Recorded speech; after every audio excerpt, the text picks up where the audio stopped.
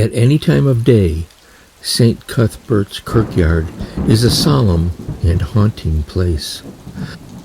Founded in the 7th century, the parish church of St. Cuthbert in Edinburgh remains active today. As a point of trivia, author Agatha Christie married her second husband here in September 1930. There are centuries of ghosts here.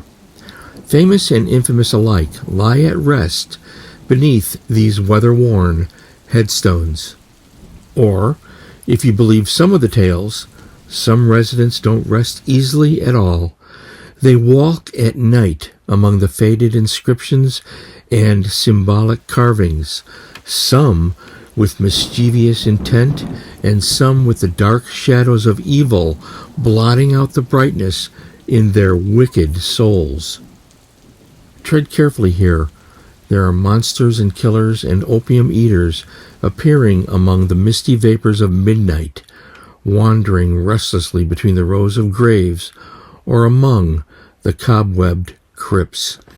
All right, we're back in St. Cuthbert's Kirkyard in Edinburgh, and I'm going to take a short walk over here to the final resting place of Thomas de Quincey. So come on and follow me.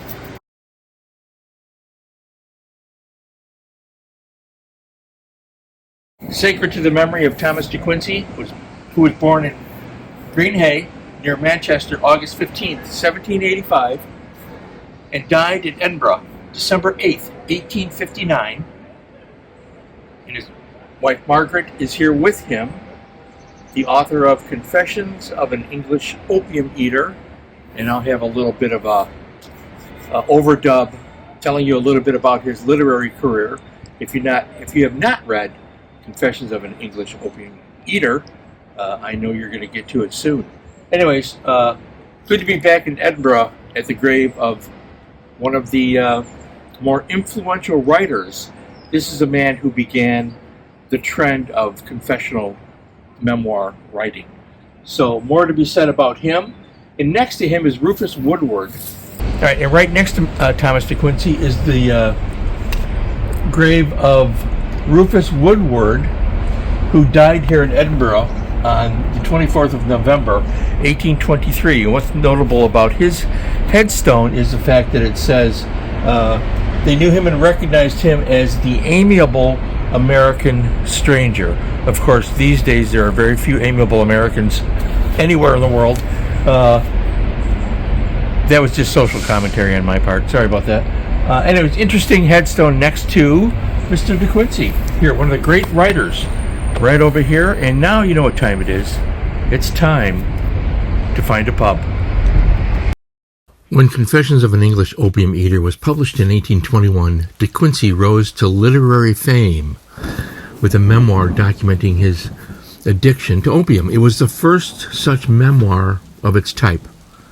De Quincey was an essayist and very much a part of the Romantic period.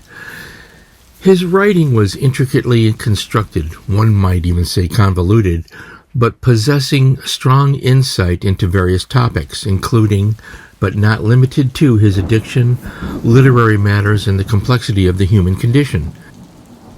His book on murder, considered as one of the fine arts, published in 1827, is an insightful, albeit satirical look at the perception of murder, and is considered by many scholars to be his best work. His other memoir, Recollections of the Lake Poets, William Wordsworth, Samuel Taylor Coleridge, and Robert Southey, was perceived as gossipy and egocentric, criticisms that I agree with. Although these autobiographical essays do offer a valuable first-person remembrance of these writers whom de Quincey had befriended. Thomas de Quincey is a bit of an oddball among the Romantics.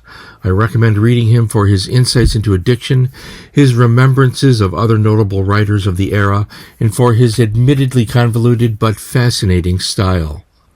Get to reading, my friends, but try and avoid the opium dens.